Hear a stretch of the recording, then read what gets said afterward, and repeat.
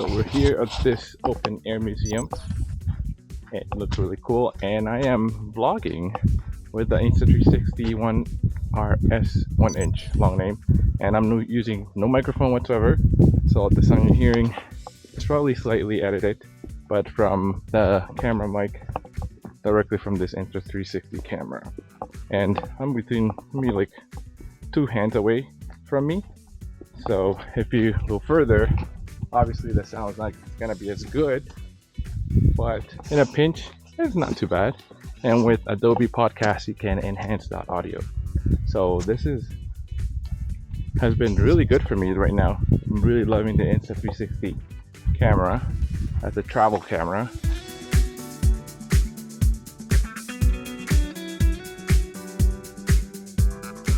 So one of the key features about this camera is that it has the 1-inch sensor, and it has 2 on both sides of this camera, which makes it really good in low light. Another thing that I like about it is that it shoots in log, which gives you a little bit of extra flexibility if you want to color correct or color grade your footage in post. It also shoots up to 6K in 30 frames per second. Unfortunately, it does not do 4K 60 frames per second. I think it does 3K if you want to do 60 frames per second. In terms of photos, it shoots 21 megapixel photos, which hits a lot of resolution, sufficient for most of your needs. So as a standalone travel camera, it's a very good one. And these views are just crazy. And combined with the 300 centimeter selfie stick, which I believe is about 6 feet. I think it's 6 feet. You can get some really cool creative shots.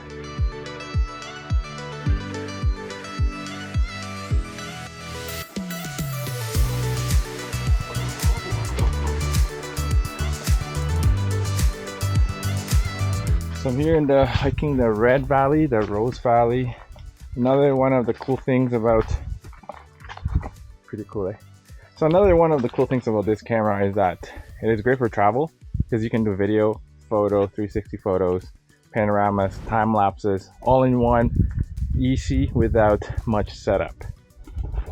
And you can also use this as a selfie camera to take photos of yourself while you're on vacation, because sometimes strangers are nice and everything when they help you take a photo when you're at a popular site, but their framing skills might not be the best, and you may not be too happy with the photo that they took.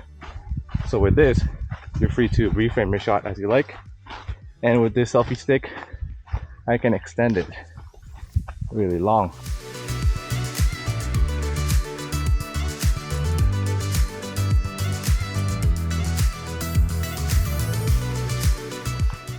You can also get photos and videos in really tight spaces. For example, I went on this hot air balloon ride here in Cappadocia in Turkey, and there was not much room to get videos and photos inside that little basket. there were about 20 people in there. So I was able to get I was able to get this shot, which was pretty nice considering there was not much space. The camera on this is pretty wide, so you're able to capture quite a lot of things. And if you wanted something even wider, you can enable the fisheye lens. This is actually very steep right here. And these are probably not the best shoes for this, but yeah. All right, let's keep hiking. Oh, and if you're new here, please consider subscribing. And if you're already subscribed, thank you for joining along again.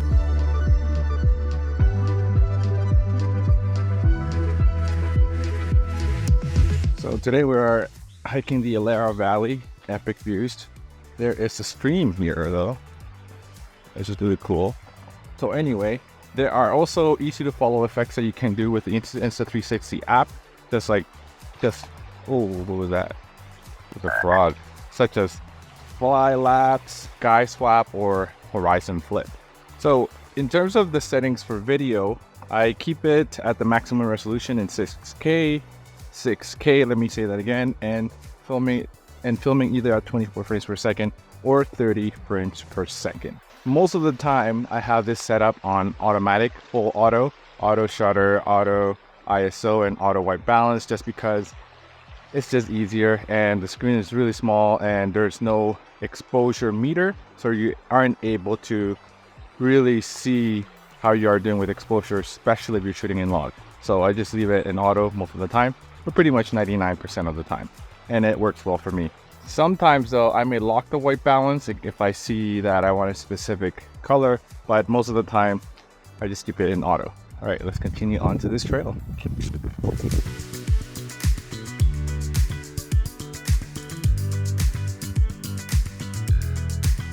In terms of my settings for photo, I just make sure I shoot in RAW all the time. And I also use what they call Pure Shot, which automatically enhances your photo. But by default, always make sure that I am capturing that RAW photo as well, so I can further manipulate and edit that in post. Also, just to mention that this is not a sponsored video, Insta360 did not send me this camera. I purchased this camera on my own, so all my views here are my own. There are a few things though that I don't quite like about this camera. First one, if you're getting the case, it's a pain to get to the SD card. Especially the model or the unit that I have, it's just so difficult to take that case off of the modular unit, and it just takes me 3 to 4 minutes to get it off. I may be doing something wrong, I just don't know why it doesn't just slide out that easily for me. So that is a pain. The second one, is the second thing, battery life. Battery life is not the best. You get a decent amount, but if you want to be shooting a bunch of time lapses on the same battery for a whole day of shooting, if you're traveling, it might not work out quite well for you. So for me, what I'm doing is I just turn off the camera whenever I'm not using it to conserve batteries. So I'll get a quick shot, turn off the camera, turn it back on again.